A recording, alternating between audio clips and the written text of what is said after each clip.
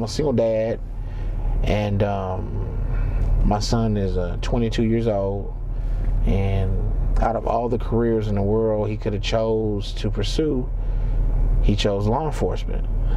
So, you know, my son will soon be joining the police academy here, and you know, it's like, okay, I'm very proud of you, but I mean, you always worry about your kids.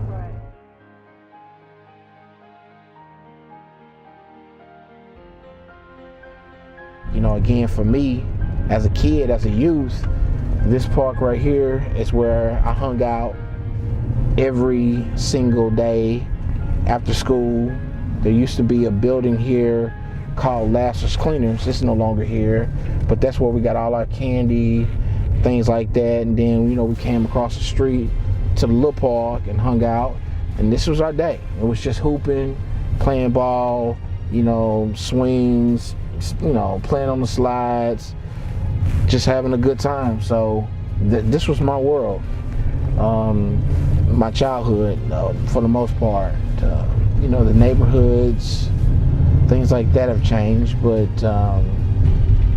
as far as the job hasn't changed much at all. You know, not for me anyway, because I try to keep the same demeanor about myself. You know, again, just treating people the way I want to be treated each and every day. So it's important that people know that, you know, you show love, you're gonna get, you know, love back. It's not a hard job at all. Like I said, again, it's very humbling.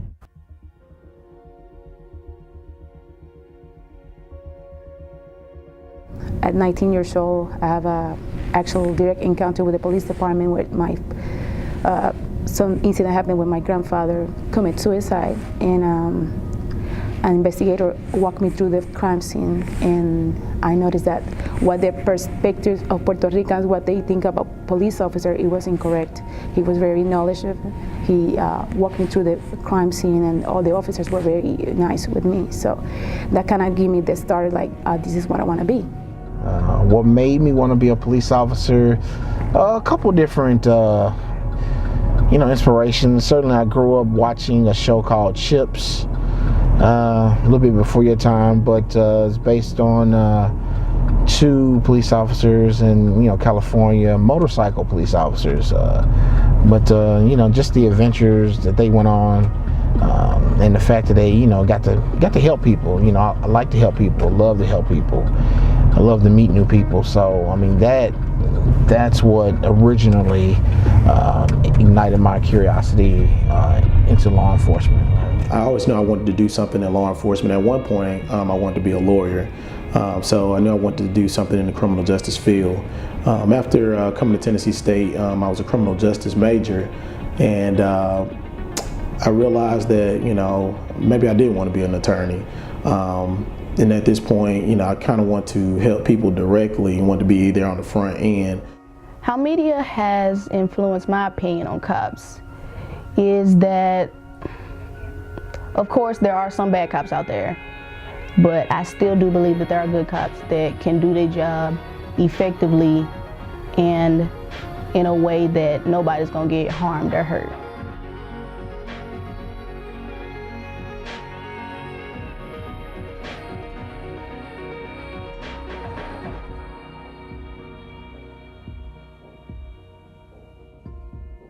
I don't know if I accept the question as it stands. I don't think there's been a lot of murders of young, you know, black men or young men of any ethnicity by police departments, by police officers.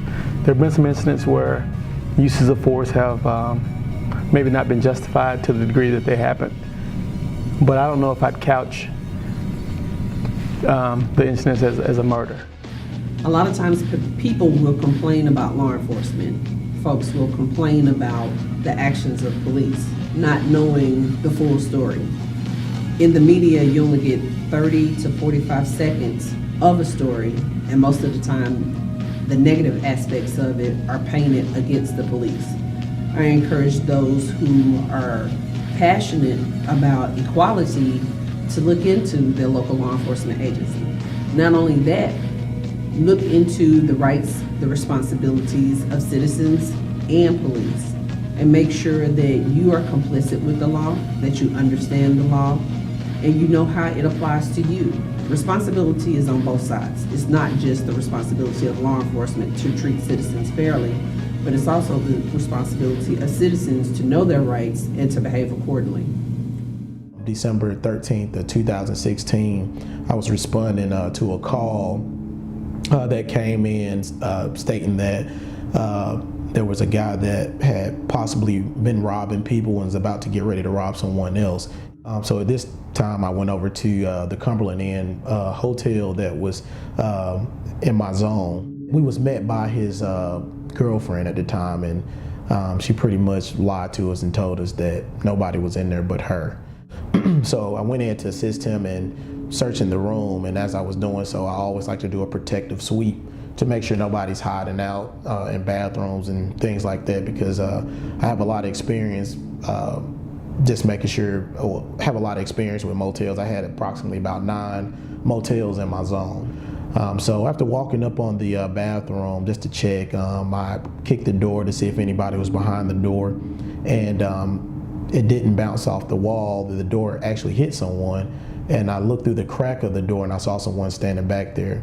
Didn't see a gun, but I asked the guy to come out and show his hands. Of course, at that time, I did have my pistol drawn because I didn't know what he had.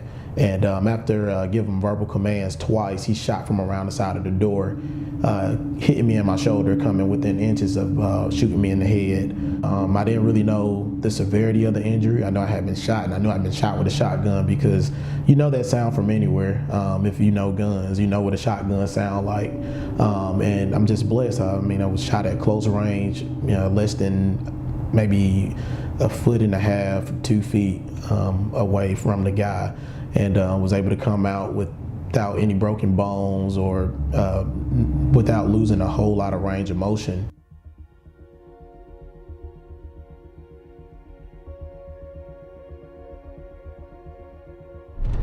You're more likely to see a police officer doing what a police officer does, passing out a ticket or arresting someone, than at, an award ceremony or at a football game, congratulating the team for their, successful season, win or lose. So, I mean, it's challenging.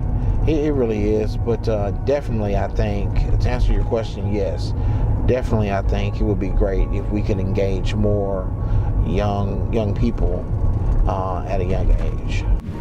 And we try to find better solutions and better ways to reach out with the community and break all that bad images that a lot of media have put against us. Unfortunately, it does sometimes do happen. Things happen, bad happens, but not because of happened there. It's gonna happen. It doesn't reflect me as us as police officers. We didn't do it.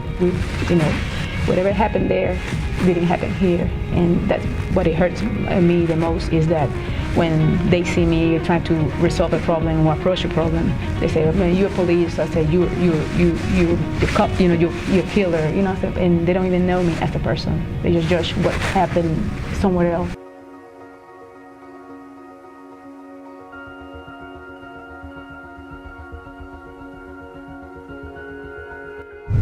We, as a police department, have to do a better job of training. If you have, a young man or a young woman that comes from just a different background or a different world, what they see in another part of town may seem odd or seem strange, when in all reality they're not doing anything wrong. So, like us a few minutes ago, just riding through a certain area where people are just hanging out on the corner and just talking, well, that's just what we do. We're gonna hang out on the corner, we're gonna talk, and it doesn't mean that they're selling drugs or doing anything illegal. It's just what we do. It's just a normal thing. That's normal. So we have to do a better job again of just training, our guys on our end to understand that, and the same for them. When, for me, being an African American, if I go out to an area where, there's not that many African Americans, it's a different race, I got to understand they may do something completely different. So I have to understand that and be prepared for what I'm going to see. So that's what I want to say.